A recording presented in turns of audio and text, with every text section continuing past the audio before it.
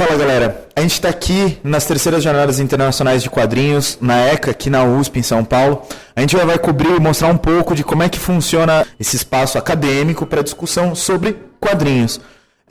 Tradicionalmente ela acontece aqui em São Paulo, ela já teve parceria com um pessoal lá da Argentina, então rolou uma edição lá em um dos anos.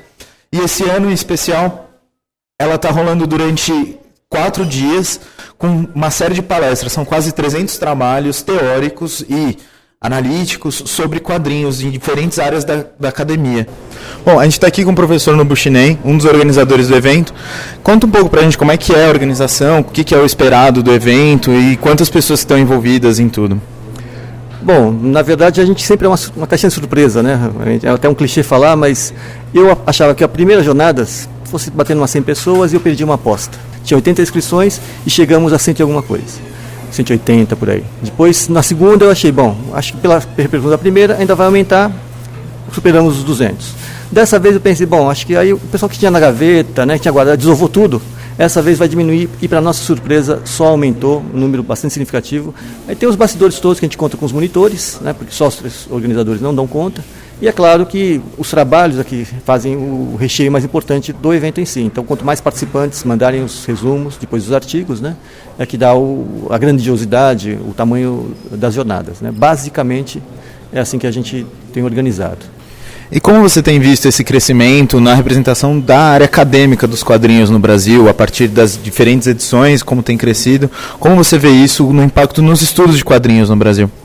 Bom, eu acho super positivo, né, porque sempre houve um certo preconceito, né? Já ouvi falar de pessoas que não conseguiram fazer um trabalho, uma dissertação, não conseguiram fazer um mestrado, porque não tinha quem orientasse, porque a instituição não percebia os quadrinhos como um campo, como uma área para ser estudada academicamente. Então, essa abertura das instituições, das universidades para os quadrinhos é uma coisa fantástica. E isso, é claro, reflete no número de trabalhos que a gente tem recebido, né? Porque é um evento acadêmico, há um certo rigor, não é se inscrever porque é fã. Então, a gente nota que há um espaço. Havia uma demanda talvez reprimida, abre-se agora a partir da primeira jornada, segunda jornada se consolidando.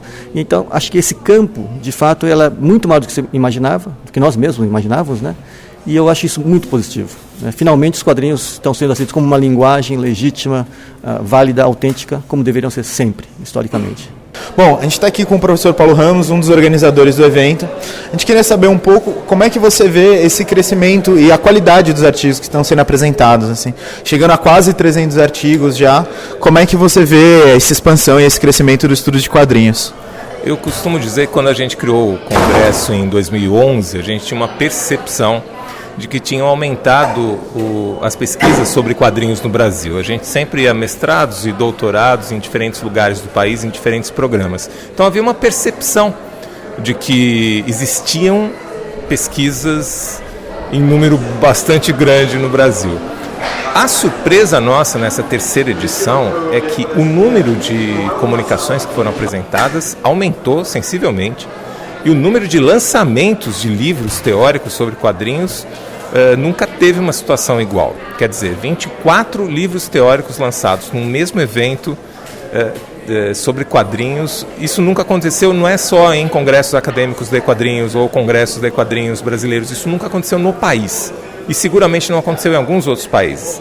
Então, o que nos assusta por um lado, mas nos deixa felizes e realizados por outro, não só nós, acho que a todos que participam, é que todos nós juntos estamos construindo o que já se tornou o maior congresso acadêmico de quadrinhos da América Latina.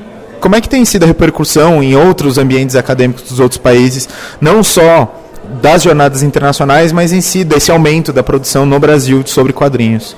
O retorno que os colegas de outros países que vêm para cá, ou que a gente tem eventualmente um contato nos outros países, a gente percebe que parece ser uma tendência do mundo ocidental o número de aumento de pesquisas sobre quadrinhos. O Paul Gravett, que é um dos nossos convidados internacionais, ele deu uma entrevista na semana passada, circulou na internet dizendo que a academia não pode mais ignorar as histórias em quadrinhos. Isso é um fato. Não só na área de comunicação, letras, história, literatura, artes, que são áreas mais clássicas de estudo de quadrinhos, mas também como física, medicina, matemática, áreas que dificilmente você via um estudo de quadrinhos começam a trabalhar com esse tema. Isso parece ser um comportamento não só no Brasil, mas também dos países do mundo ocidental. Bom, como todo bom evento de quadrinho, a gente sempre conta com o pessoal da Comics, que está aqui com o stand, com alguns dos principais lançamentos, principalmente os lançamentos teóricos de quadrinho. E como é que foi o movimento aqui, Jorge?